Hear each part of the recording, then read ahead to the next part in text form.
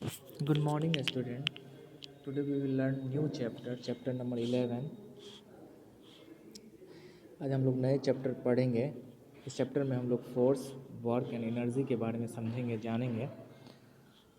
और इससे पहले पढ़ने से पहले हम लोग देख लें लर्निंग ऑब्जेक्टिव, यानी इस चैप्टर को पढ़ने के बाद जो आप सीखेंगे, जानेंगे, वो डियर स्टूडेंट्स है explain the term of force. आप इन चैप्टर को पढ़ने के बाद आप फोर्स के बारे में बता सकते हैं।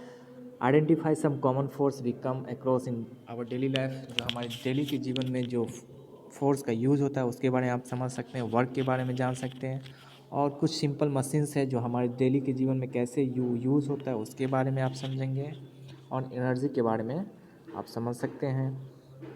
कुछ सोर्सेस ऑफ एनर्जी है, एनर्जी का मेन जो स्रोत है वो कहाँ से प्राप्त होता है उसके बारे में आप समझ सकते हैं।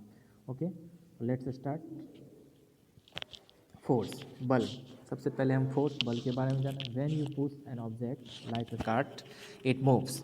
जब आप किसी भी वस्तु को पुश करते हो, धकेलते हो, जैसे कि कार्ट है, तो वो क्या होता है? चलता है, मूव होता है, यानी खिसकता है, यानी एक स्थान से दूसरे स्थान स्थानांतरण होता है। It also moves if you pull it towards yourself. और यह उस जब आप इसको अपनी तरफ खींचोगे तो भी ये मूव होगा। Can you think of other object you push or pull to make them move. क्या सोचते हो? किसी और वस्तु को भी मूव होने के लिए उसको क्या करना होता है? धकेलना, खींचना होता है। या to move something you either push or pull it. तो किसी भी वस्तु को मूव करने के लिए, यानी उसके स्थानांतरण करने के लिए, खिसकाने के लिए आप या तो उसको खींचेंगे या फिर उसको धकेलेंगे। A push or pull that acts on an object is called a force. और यह धकेलना और खींचना जो किसी वस्तु पे काम करता है वो फोर्स कहलाता है डियर स्टूडेंट, बल कहलाता है। What else can a force do beside moving objects? Look at the pictures below. Force और क्या क्या कर सकता है, चलिए हम देखते हैं नीचे कुछ तस्वीर से। A pull is force. Force can stop a moving object. Force can change the directions of a moving object. Force can also change the shapes of an object. Force किसी वस्तु को मूव कर सकता है। फोर्स किसी चलते हुए वस्तु को रोक सकता है। फोर्स किसी भी चलते हुए वस्तु के डायरेक्शंस को चेंज कर सकता है। और फोर्स किसी वस्तु के शेप को, आकार को चेंज कर सकता है। ओके डियर स्टूडेंट्स, चलिए नेक्स्ट टॉपिक जो है द फोर्स ऑफ ग्रेविटी के बारे में समझते हैं। When you throw a ball up in the air, it slows down, stop and then falls down to the ground. This is because a force called gravity acts on it. Dear students, जब आप किसी गेंद को ऊपर उछालते हो, हवा में फेंकते हो, तो क्या होता है? रुक जाता है और वो वापस वो नीचे आ जाता है। ठीक है, this is because a force call gravity acts on it. यह इसलिए होता है कि जो एक फोर्स है, बल है, जिसको ग्रेविटी बोलते हैं, वो उसके ऊपर काम करता है। This force pulls the ball down. Okay, वो फोर्स क्या करता है? उसको नीचे खींच लेता है। In fact gravity acts on all objects on the earth. इस पृथ्वी पे ग्रेविटी जो है, गुरुत्वाकर्षण, ये फोर्स, वो सभी वस्तु पे अपना काम करता है। Pulling them toward the earth, वो क्या करता है? पृथ्वी की ओर उसे खींचता है। That is why when you throw anything up it comes down. इसीलिए आप किसी भी वस्तु को ऊपर फेंकेंगे तो वो क्या होता है? नीचे आ जाता है। ओके डियर स्टूडेंट्स, और इस फोर्स ऑफ ग्रेविटी से पहले डियर स्टूडेंट एक फोर्स था जो आपको ऊपर मेंशंस है, वो है द फोर्स ऑफ फ्रिक्शंस। यहाँ पे डियर स्टूडेंट फ्रिक्शन मीन्स होता है घर्षण। Okay, the force of frictions के बारे में आप समझ लेते हैं। When you push a toy car on a carpet it slows down and stop after some times. कुछ देर के बाद क्या होता है? वो कार रुक जाता है। किसी भी कार को आप पुश करते हो तो कार क्या होता है? थोड़ी दूर ट्रेवल करके वो रुक जाता है। क्यों? तो the force which acts on the car to slow it down is called the force of frictions. उसे फोर्स ऑफ फ्रिक्शन कहते हैं, यानी घर्षण बल बोलते हैं। Friction occurs when the toy car rubs against the rough surface of the carpet. Carpet के rough surface से जब कार जो है एक दूसरे से रफ्स होता है, रगर होता है, तब जाकर के ये फ्रिक्शंस अकर होता है। Push the toy car on a smooth floor does it travel. आप क्या कीजिए? उस कार को एक स्मूथ सरफेस पे आप पुश कीजिए, क्या ये ट्रेवल करता है? ज़्यादा दूरी तक ट्रेवल करता है। The force of friction is less on a smooth surface. क्यों? तो ये जो स्मूथ सरफेस से फोर्स ऑफ फ्रिक्शन जो है वो लेस होता है, कम होता है। इसीलिए क्या होता है? जो स्मूथ सरफेस पे कार जो है आपको ज़्यादा ट्रेवल करेगा। ओके, तो आप फोर्स ऑफ फ्रिक्शन के बारे में समझ लिए, फोर्स ऑफ ग्रेविटी के बारे में समझ लिए। ओके, चलिए हमारा जो नेक्स्ट टॉपिक है डियर स्टूडेंट्स वो है आपको वर्क। अब देखिए, अब हम लोग वर्क के बारे में समझेंगे। When you use force to move things you do work. जब आप किसी वस्तु को पुश किए, पुल किए, तो वो आप वर्क कहलाता है। वर्क हुआ यानी आपने काम किया। पुशिंग और pulling a book is easy but pushing और pulling a heavy table is difficult. एक किताब को धकेलना खींचना बहुत आसान है, लेकिन किसी हैवी टेबल्स को खींचना धकेलना डिफ़िकल्ट है। You have to use more force to move the table. उस टेबल्स को मूव करने के लिए, स्थानांतरण करने के लिए आपको ज़्यादा फोर्स अप्लाई करना होता है। So you do more work in moving the table than in the moving the book. इसलिए आपने एक टेबल को एक स्थान से दूसरे स्थान खिसकने में ज़्यादा काम किया, क्योंकि वहाँ पे आपका फोर्स जो है ज़्यादा अप्लाई हुआ। Okay dear, now dear students, next जो मेरा टॉपिक है वो है सिंपल मशीन्स। अब देखिए, कुछ सिंपल मशीन्स है जो हमारे डेली जीवन में ये काम आता है, और ये सिंपल मशीन्स कैसे काम करता है उसके बारे में हम लोग समझते हैं। To make our work easy we sometime use tools call a simple machines. हम अपने काम को आसान बनाने के लिए कुछ औजारों का यूज़ करते हैं जिसे सिंपल मशीन्स कहते हैं। फॉर एग्जांपल, उदाहरण के लिए, we use a pair of scissors to cut open a packet of milk. उदाहरण के लिए हम कैंची का यूज़ करते हैं दूध की पैकेट को काटने के लिए। The pair of scissors is a simple machines. ये जो पेयर ऑफ सीजर्स जो हुआ वो सिंपल मशीन्स कहलाएगा। The lever, the pulley, the wheel and axle, an inclined plane, the screw and the ways are some simple machines. Dear student, these are simple machines. ये सब simple machines हैं। Okay, चलिए ये simple machines कैसे काम करता है हमारे जीवन में उसके बारे में देख लेते हैं, समझ लेते हैं। लीवर के बारे में देखिए, the lever can be use to cut things, lift weight and open lids. इस लीवर मशीन्स का यूज हम लोग किसी वस्तु को काटने में, लिफ्ट को उठाने में, ओपन करने में इसका यूज़ किया जा करते हैं। Scissors and bottle openers are examples of levers. अब देखिए यहाँ सीजर्स कैंची जो हुआ काटने का काम करता है, बोटल ओपनर्स कवर्ड को खोलने में किया जाता है। तो लीवर मशीन हो गया। अब यहाँ पे देखिए डियर स्टूडेंट, पुली। या पुली देख लीजिए। Have you seen people drawing water from a well. आपने कभी देखा जो आदमी कैसे कुएं से पानी ऊपर खींचता है। The pulley is use to help lift the bucket of water easily. तो यही पुली मशीन जो है वो भरा हुआ पानी, मैंने बाल्टी से भरा हुआ पानी से भरा हुआ बाल्टी को आसानी से खींचता है। It consist of a wheel with a rope around it. इसमें आपको एक व्हील होता है जिसके चारों रोप रस्सा होता है, ठीक है। इसकी मदद से वो पानी से भरा हुआ बकेट को आप आसानी से कुएं से नीचे खींच सकते हो। देखो ये है, ओके, इसी को पुली बोलते हैं। ओके, चलिए नाउ नेक्स्ट जो है मशीन्स है वो आपको व्हील एंड एक्सल है, इसके बारे में समझ लेते हैं। This simple machines consist of a circular object called the wheel. इस मशीन्स में आपको एक सर्कुलर ऑब्जेक्ट होता है जिसको व्हील कहते हैं। A rod called the axles is attached to its centre. और एक रोड होता है जिसे एक्सल बोलते हैं जो इसके सेंटर से अटैच रहता है। This arrangement helps object move easily. यह जो अरेंजमेंट है इससे किसी वस्तु को आप आराम से मूव कर सकते हो, आसान से मूव कर सकते हो। Door knobs and screwdrivers are examples of the wheel and axle. इसमें डोर नॉब्स और स्क्रू ड्राइवर जो है ये आपको एग्जाम्पल्स हैं। ओके, इसमें आप देख सकते हो।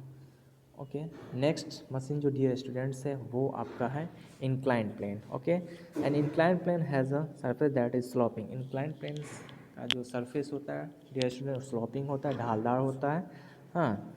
It helps to move objects up and down easily. या ऊपर नीचे इसके मदद से किसी वस्तु को आप आसानी से कर सकते हैं। An example of inclined planes is a playground slides. आपके स्कूल में जो प्ले ग्राउंड स्लाइड्स है वो इंक्लाइंड प्लेन का उदाहरण है। ओके स्टूडेंट्स, नेक्स्ट स्क्रू के बारे में देख लीजिए। The screw looks like a nail with a grooves around it. ये जो स्क्रू जो है वो कील के जैसा ही होता है, ठीक है। It helps to hold things together. वो क्या करता है, किसी वस्तु को टाइटली वो होल्ड करता है। This screw is actual and inclined plane that is warp around a central rod. ये स्क्रू जो है एक्चुअल में इंक्लाइंड प्लेन ही होता है जिसके चारों ओर आपको क्या होता है, वो इंक्लाइंड प्लेन जो वार्प रहता है। ओके, नेक्स्ट डियर स्टूडेंट्स जो हैंड मशीन्स वो है wedge. Okay, The waves consist of a sharp edge made by two inclined plane that are back to back. Wedge जो है इसमें दो इंक्लाइन प्लेन मशीन से ये बना होता है. It is use to cut object. इसका यूज़ किसी भी वस्तु को काटने में किया जाता है, जैसे कि नाइफ्स है, हाँ, एक्सेस है, और ये सब एग्जाम्पल्स है आपको वेज है इसका. ठीक है. Okay dear student, this way हम लोगों ने सिंपल मशीन्स के बारे में समझ लिया, डिस्कस कर लिया, कैसे काम करता है, कैसे वो हेल्प करता है, इसके बारे में समझ लिया. ओके. नाउ नेक्स्ट टॉपिक जो है डियर स्टूडेंट्स वो है एनर्जी, ऊर्जा. Energy is ability to do work. We need energy to run, to play और to push a chair. Energy, काम करने की क्षमता को एनर्जी कहते हैं, ऊर्जा कहते हैं. हम एनर्जी का यूज़, ऊर्जा का यूज़ हमें दौड़ने में, खेलने में, किताब को पढ़ने में, टेबल कुर्सी को धकेलने में किया जाता है. A car needs energy to move. Car को एनर्जी का चलने के लिए एनर्जी का ज़रूरत है. The energy of wind makes trees soil. Energy is also required to change the state of matter. और एनर्जी का जो रिक्वायर्ड है वो पदार्थ की अवस्थाओं को चेंज करने के लिए भी एनर्जी का ज़रूरत है. Okay. Changing water to water vapour requires energy. हाँ, पानी वेपर में चेंज करने के लिए एनर्जी का ज़रूरत होता है. Cooking food requires energy. भोजन बनाने के लिए एनर्जी का ज़रूरत होता है. Energy is available in different forms. Some of the important ones are follows. Okay, चलिए तो देखते हैं डिफरेंट फॉर्म में जो अवेलेबल है कौन कौन सा फॉर्म्स है. Heat energy. Okay, we get heat energy by burning of fuel such as wood, gas और petrol. Heat energy use to cook food and to run cars and trains. Heat energy from the sun keeps the earth warm. बताया जा रहा है heat energy जो है जो हम प्राप्त करते हैं वो फ्यूल्स को जलाने से हीट एनर्जी प्राप्त करते हैं, जैसे कि लकड़ी हो गया, गैस हो गया, पेट्रोल है, इसके अलावा केरोसिन है, डीजल है. इसका यूज़ हम लोग खाना बनाने में करते हैं, कार्स को चलाने में करते हैं, ट्रेन्स को चलाने में करते हैं. हीट एनर्जी का यूज़ हम लोग अपने घर को गर्म करने के लिए भी करते हैं. Okay. Now dear students, next जो है वो है लाइट एनर्जी. लाइट एनर्जी के बारे में देखिए. We use light energy to see. Light energy का यूज़ हम लोग किसी भी वस्तु को देखने में यानी देखने में करते हैं. Plants use light energy from the sun to make food. और पौधों जो है इस लाइट एनर्जी का यूज़ अपना भोजन बनाने में करता है.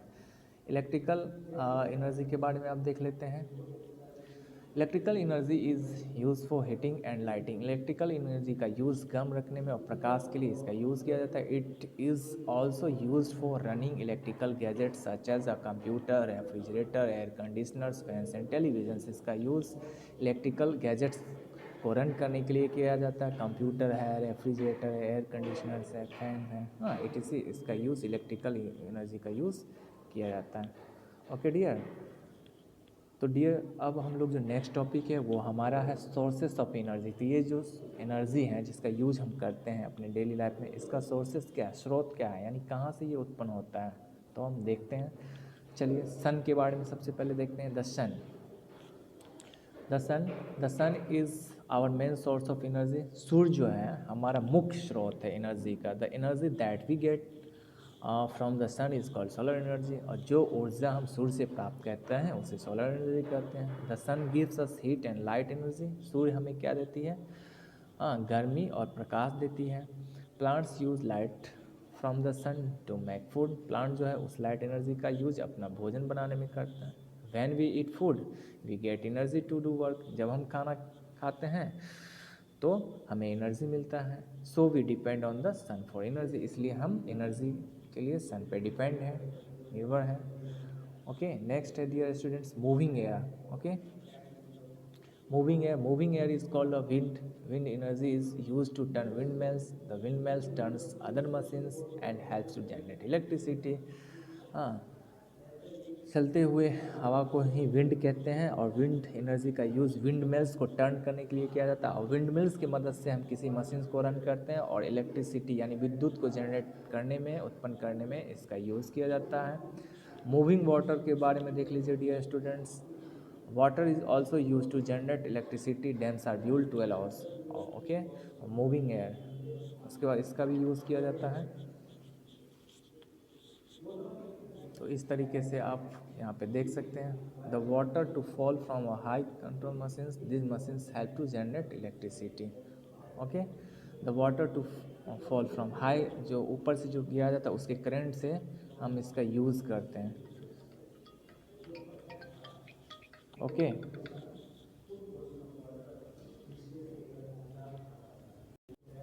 चलिए अब हम लोग नेक्स्ट टॉपिक, जो हमारा टॉपिक्स है वो डियर स्टूडेंट्स फ्यूल्स है। फ्यूल्स के बारे में अब हम लोग देखते हैं। Okay, fuels, fuels such as coal, oil, gas and petrol are excellent sources of energy. They have energy stored in them. Oil है, गैस है, पेट्रोल है, ये जो है मुख्य सोर्सेस ऑफ एनर्जी का सोर्सेस है। इसमें एनर्जी जो स्टोर रहता है, this energy can release by burning them, यह जो एनर्जी को रिलीज, इसको जलाने से इस एनर्जी को हम प्राप्त करते हैं। Machines are run by burning fuels, इस ईंधनों को जला के मशीन्स चलाते हैं। Fuels are also use to run car, to heat homes, ठीक है। कार को चलाने में इस फ्यूल्स का यूज़ करते हैं, अपने घरों को गर्म रखने में इस फ्यूल्स का यूज़ करते हैं, खाना बनाने में इस एनर्जी का यूज़ करते हैं। Okay, how burning of fuels also pollutes the air, लेकिन ये जो फ्यूल्स का जलना ये हमारे हवा को क्या करता है, दूषित करता है। ओके डियर स्टूडेंट्स, तो इस तरीके से आपका चैप्टर 11 जो है कंप्लीट हो चुका है। इसमें आप लोगों ने फोर्स के बारे में समझा, वर्क के बारे में समझा, कुछ सिंपल मशीन्स है जो हमारे डेली लाइफ में यूज़ होता है, कैसे यूज़ होता है उसके बारे में समझा, आपने फ्यूल्स के बारे में समझा। ओके, इस वीडियो को देख करके फिर से आप अपने बुक को एक बार पढ़ लेंगे। ओके, देन आप इसका सॉल्यूशन लर्न एंड राइट कर लीजिएगा। Okay, bye, have a nice day.